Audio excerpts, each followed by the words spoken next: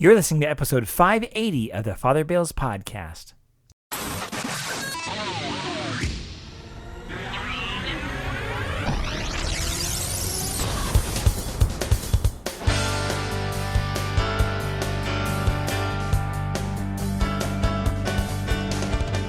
Welcome back. This week's episode is entitled Great Things from Small Beginnings, given on the fourth Sunday in Advent 2016.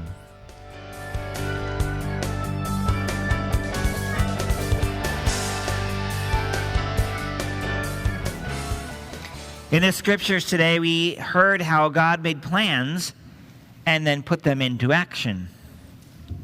He took seemingly impossible situations and turned them into reality. The person from which these plans would transpire were not the rich and powerful, but the poor and the powerless.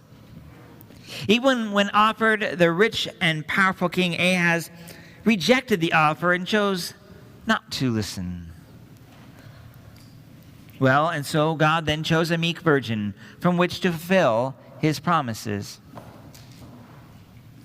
We, in many ways, are the rich and powerful, especially when we look at our citizenship here in the United States and our status as a superpower and our ability to do the things that we do.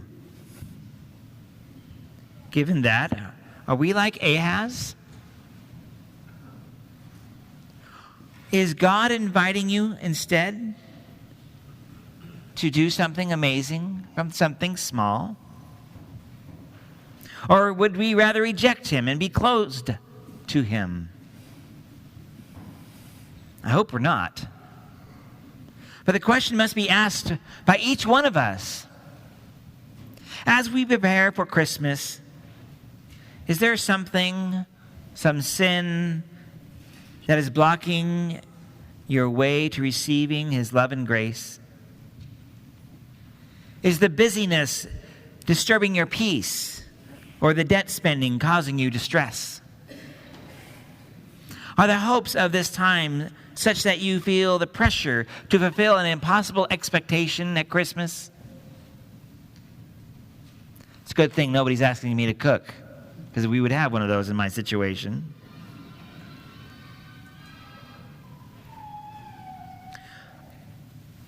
Where is your stress? Where is the pressure that is causing anxiety that may be an obstacle to receiving God's love? See, all of these things can be distractions from the essence of the season. There are many things one can do to help return our peace. One of which is repenting and reconciling with God. Now, fortunately, this Tuesday, we'll have a fantastic opportunity. We'll have 10 priests descending on our parish for a Communal Reconciliation Service. This will be our last chance to celebrate this sacrament before Christmas. Next Saturday, we will be busy getting ready for the Christmas celebrations. We won't have our normal reconciliation time. This grace can not only reconcile and heal us, but bring back peace and joy into our lives.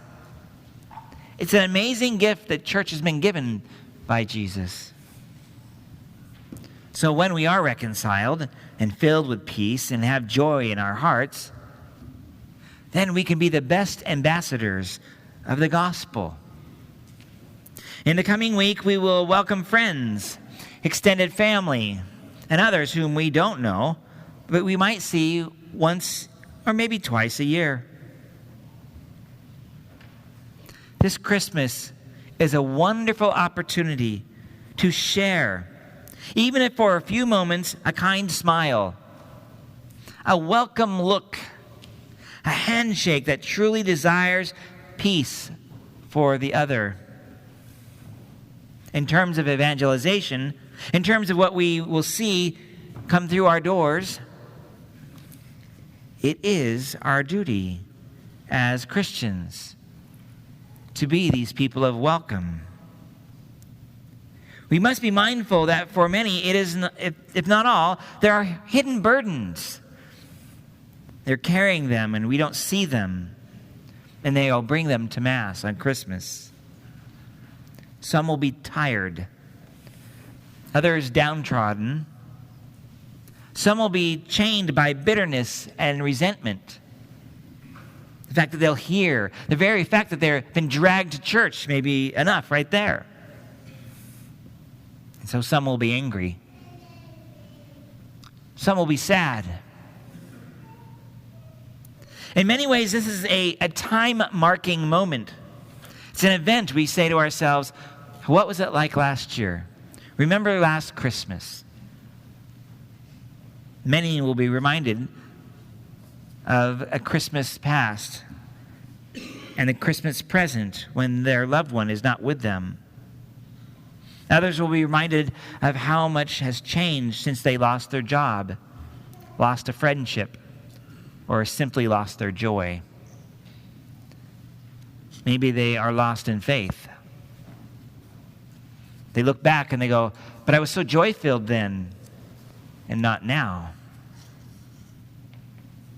How can we help? How can we be bearers of the healing love, peace, and joy of Christ to them? Well, it's certainly not being snarky with, hey, that's my pew, move over.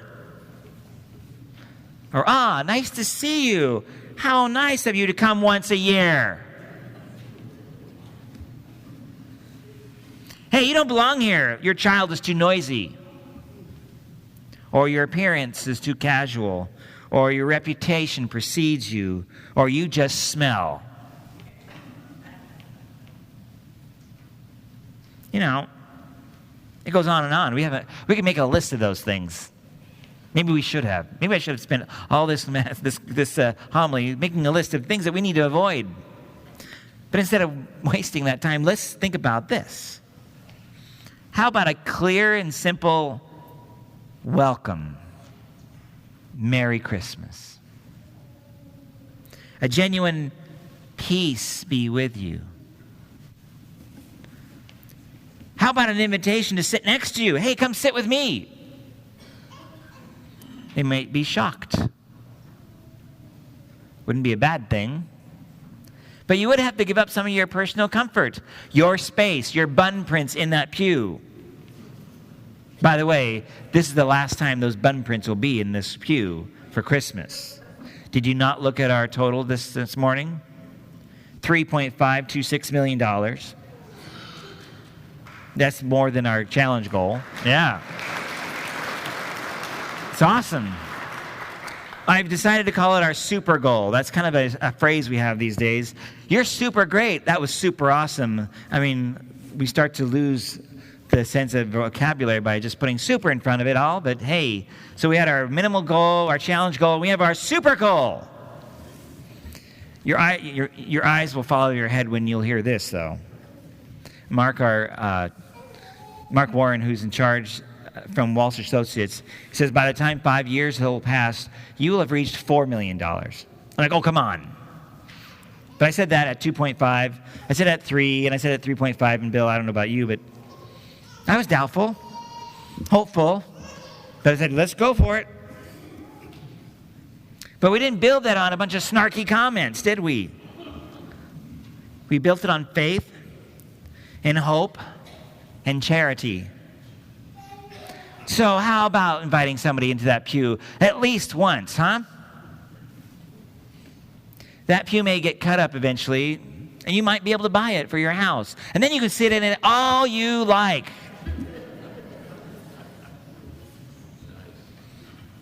Remember, church is a field hospital. People come here broken, and especially, because sometimes people are broken and they don't come to church. The last thing they want to do is be around people.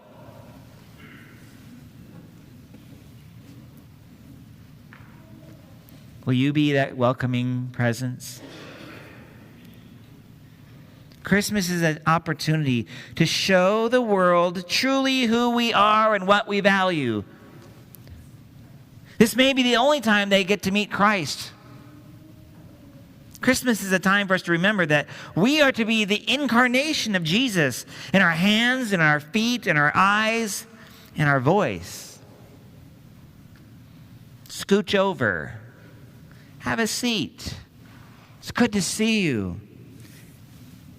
Do you have a place to go after Mass? Would you like to come over for dinner? There's a lot of answers we could have. There's a lot of things we could share. Who knows what God has planned for Christmas? But it's not going to be ethereal. It's going to happen through you and me.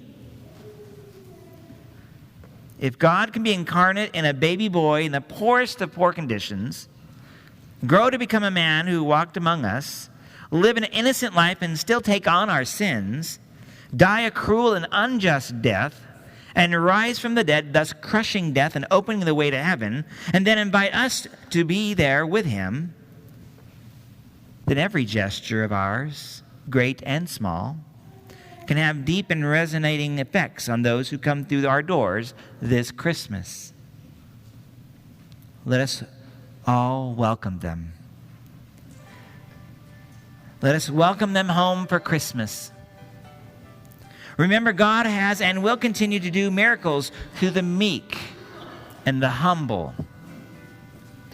He has plans this Christmas to do great things through what appears to be small beginnings.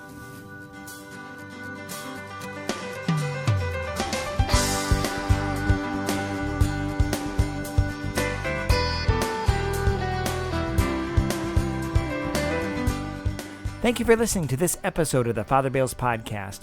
If you'd like to offer any comments or have any questions about the faith or this homily in particular, or any homily in my past, feel free to contact me. So go to fatherbill.org, FRBILL.org, and you'll see there a connection to my social media contacts, as well as on the bottom of the front page, an ability to email me directly through the webpage. And until next time, may God bless you and have a great week. Bye-bye.